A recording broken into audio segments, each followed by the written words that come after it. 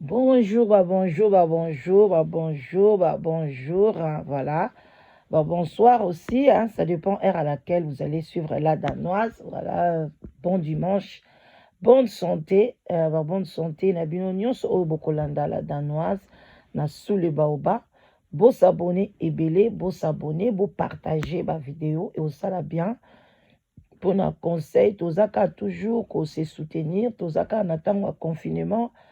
Bandeko na ngai nanu maladie ekiti te vraiment épidémie ezaka nanu makasi yango wana bandeko na ngai suite ya bandeko na biso nyonso oyo basili kotika biso ndenge bazokufa baenterrement na bango ndenge ezoleka tolingaki na ngai normalement na sole baoba nalingaki un peu napesa mwa conseil selon kotala ndenge nini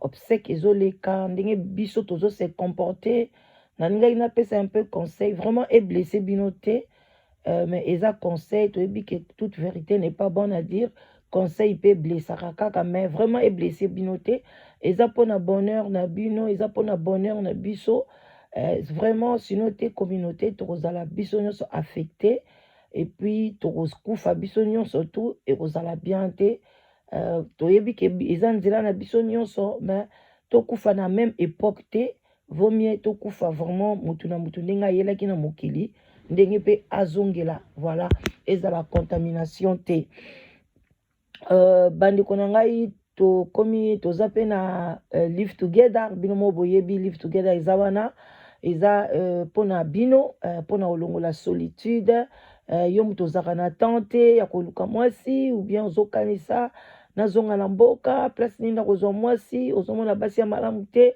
en tout cas n'hésitez plus contacter la danoise yo mpe mwasi ozoluka mobali surtout bachrétien aussi boza bienvenu toza na bachrétien bazali awa parce que bachrétien mpe bazokomituna non eza vraiment site aussi pour les chrétiens ngai kutu mutali de deuxième ou troisième couple oyo nga nasangisa ezali couple évangélique mobali azalaki azalaki évangile azalaki pardon azala bon voilà eza couple évangélique donc voilà le terme échappe hein, à ce moment ici je sais pas pourquoi et komaka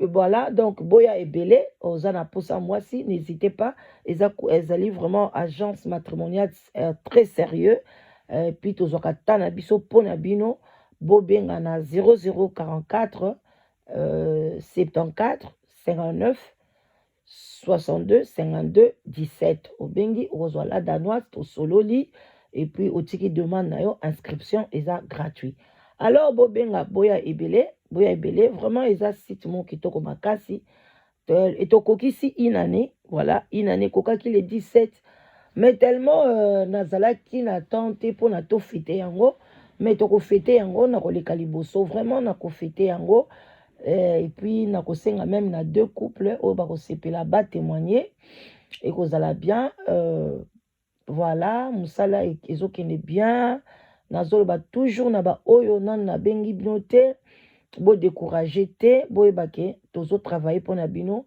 eza bacritère na bino oyo bopesaka yango nde ekoki kopesa oyo mobali noki ou bien mpe koki kokango singa na kingo donc voilà mais nzambe aza na contrôle oyo nyonso bakomisi epa na nga boyebake un jour nzambe akopesa oyo ayo balobi mutu na mutu aza na oyo ya ye et puis voilà nde yango communiqué nazalaki nango et puis nazalaki mpe na communiqué mosusu vraiment nasalaki déménagement en plein épidémie oyo vraiment na Angleterre bazozwa yango vraiment en considération te tosalaki nyonso parce que je vais vraiment vous expliquer YouTube bokoma famille nanga ndaku na nde kovanda avant vraiment nalingaki ndaku wana bobande komona ngo na ndosala yango bémission c'était une grande maison mais c'était une maison temporaire donc bakoko bimisa bino à tout moment awa eza système na bango biso mpe toutaki koya toutaki Danemark bala tozalaki na maison temporaire oyo kosala ke mokolo nango akufi juste kaka na période oyo ya confinement. Alors il fallait qu'on remette ndaku na ba famille. Donc contrat nango pe ezalaka bongo bakoki ko résilier yango à tout moment. Alors on a résilié le contrat. Donc on était obligé de passer une semaine pour rééloger biso na ndako mususu. Alors vraiment ti la bande ko sala ba émission mususu nazalaki na vraiment na en plein déménagement. Oyo esali ke samedi ba oyo nyonso basepelaka na émission oyo tobengaka mituna pe miyano moyen nasala yango ezalaki te parce que na déménageaki vendredi, fatigue ya déménagement, kobongisa. Et puis la maison, ndako tozwi sikoyo ezali la maison est plus petite que l'autre. Donc il faut vraiment koyeba ou kotia biloko mususu kobwaka. En tout cas, c'est un peu compliqué. Donc mais Dieu est en contrôle. Ndako eza propre, ça va, c'est l'essentiel.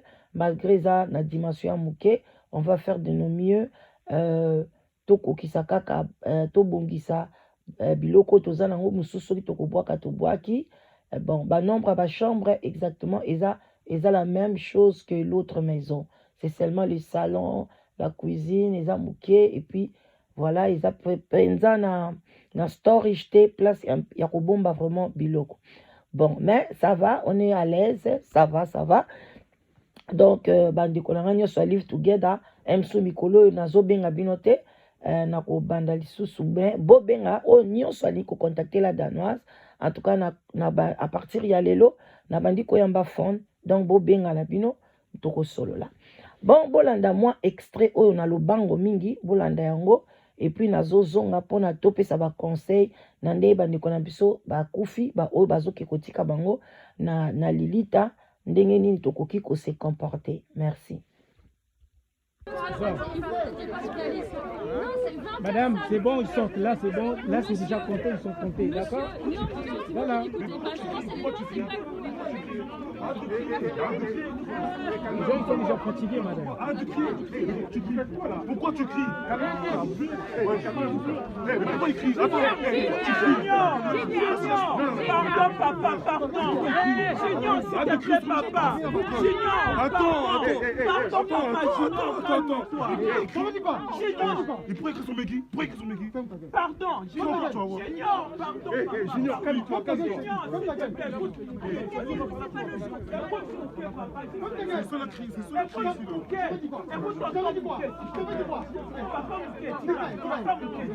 Papa Michel, c'est pas le moment. C'est pas le moment.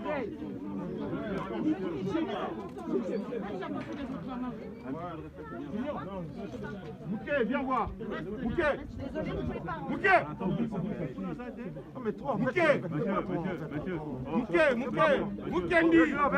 Moukendi, viens ici, s'il te plaît. 2 minutes. Viens, c'est un enterrement, vous respectez pas. Voilà, vous respectez. J'arrive, maman.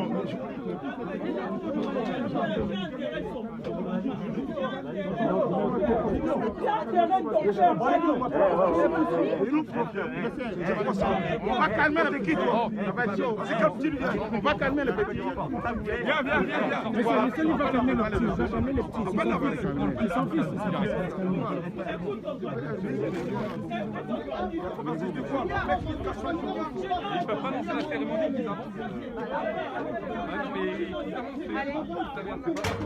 Bandeko nanga bosili kotala moi extrait ya ndeko na biso vraiment paix à son âme oyo atikaki biso na France bakendeki kokunda ye eloko natali yango tala eza vraiment pasi mai na misu vraiment bolingo na biso ezali ba congolais eza bien tozala na bolingo wana même aimons-nous vivants ata tokufi tolakisa bolingo wana mais problème ezali na période oyo na kosenga vraiment na ba congolais s'il vous plaît je sais que eza pasi akokozala pe ndeko na ngai propre ekokozala pe mobali na nga ekozala pe mwana ekozala pe nani qu'est-ce que ce soit maladie oyo ezopona te mais to se respecter baninga to se respecter biso moko na sens que tolinga te toyebi te nani aza nango ndenge tozoya na matanga wana alors ceux qui basengi biso tozala 1 mètre ou bien 2 mètres dans moninga ceux qui bomoni France bakangi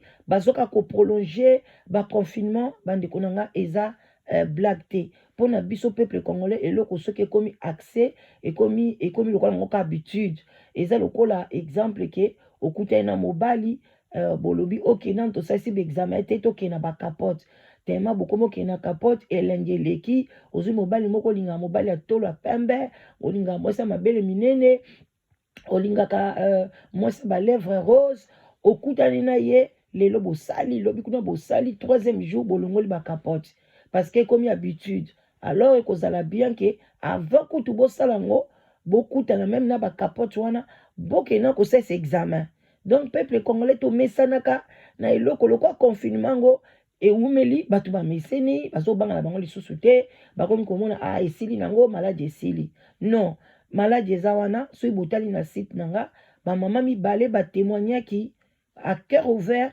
moko mpenza azalaki hospitalisé na oyo azwaki traitement na ndako malamu marena mpe azalaki atteinte ye mpe asolaki alakisaki biso ndenge nini eza souffrant toza na ndeko na biso mosusu boyebi ye odombo abeli yango makasi alakisaki biso amelaki masuba après masuba azali sous rechite vraiment akomaki ntina basoins intensifs pour le moment en tout cas je peux rien dire sur sa santé mpona nayebi te soki akomi bien mais souhait na biso ke aza bien et puis akobima yango nalingaki naloba boye lelo soki ndeko na biso akufi bokoki koya bato balobi ke bato na cimetière bazala 10 mais bokoki koya ebele ndenge bolingi mais bosala tout bopesa na badistance bino moko botala neti oyo image na tieli bino bato baza serré bato bazoloba sans masque bato baza kose confronter bato bazoganga mais bokoki kokende mpe bino nyonso ndenge bozana bokomi mpe contamine bino nyonso mpe bokufi lisusu bosili en tout cas ekozala mpe esengo te na communauté quand même ekozala esengo te tozwa mwa baconsigne wana na basupermarché partout baza kotia badistance mais soki bokomi na cimetière bosangani bamaske bozolata te bamosusu balati balongoli botiongo na se ya mbanga maske ekomi lokola griffe mais non soki olati maske lata baga na yo kokwanza misu te kokwanza monoko te eplasi mowe akufi zala na calme banda komedite lobaki awa ya kei eza nzela na biso nyonso lobi mpe kozala tour na ngai eske ndenge natikali naza na enemi na nani nazwa eloko ya nani mabe nini nasala nzambe oyo kokolimbisa ngai te obandi nanu kosemedite epa ya mowei ezali kosemedite komona eloko nini nasala nzela oyo eza ya biso nyonso tu lelo yakei eloko nini azalaki nango te ngai naleki ye na nini naleki ye na eloko te oza na kimia moko ozokanisa sikoyo bolamu nini mowei azalaki nango ntango tozalaki ensemble tala ndenge azalaki asalaki boye aboti bana azalaki na mwasi donc boza vraiment connecté donc na mowei en esprit mais seki biso tozosala te bato bazoganga kuna nga na kobeta yo yaka boye boza mopepe eza kobima sikoyo suki boye wana mpe bomoni ke ndeko na biso akufi na même maladie soki akufaki te na maladie mosusu bokoloba ke maladie yango ezokoexiste nango te eza makambo alokuta mais mutu boye kokunda akufi na même maladie alors pourquoi pas kokunda ye avec dignité na kimia nyonso mpona ke bino oyo botikali bozwa yango te bon na ka ya boye combien susu bakozonga na bandako babeli yango même bapolisier bakomi débordé baza wana polise ete la mpona nde kosunga alingi ndeke bozala contaminé te tellement la fe bomoni bakoti kutu bato plus de 10 donc bazosan foutre na bino balobi etali bino bozoyoka te bozali koyoka te toyokaka koyoka eleki nyonso kokanisa te ke yo moto oke yo komilakisa ngai nde naza wana bamona ngai ke nakendaki yo nde olingaki ye koleka mutu oyo agarde silence na distance oyo a gardé silence na distance ya baninga yende aza mwana malamu parce que alobi te le mosusu nga mpe naza nango nakontamine baninga te so bango mpe baza nango bakontamine ngai te mpo na nini tozala malamu na kati ya communauté. Mais non, toujours désordre dans la communauté na biso. Qu'est-ce qui ne va pas? Toujours boliko yoka ba principe te alors que la maladie est là. Ngande kona binoko nazalaki koloba te. J'étais là, j'avais la peur. Tant on a confinement maladie oyo, mais biso photo déménager. J'ai prié. Jusqu'à présent, je suis en train de prier. Parce que biso na déménagement. On était là ensemble. Et ça qui passe pour la distance wana. Mais Dieu merci, na longoli na bana et puis moi on était là, donc on était seulement à distance na bango, malgré bango bazoya pembeni mais to baneka ko sala effort. Mais to yebi ke nzambe azaki na contrôle. Parce que tozaki na choix mususu te. Alors bande konanga na oza mulai mingi te. Juste na linga ki na apporter conseil wana.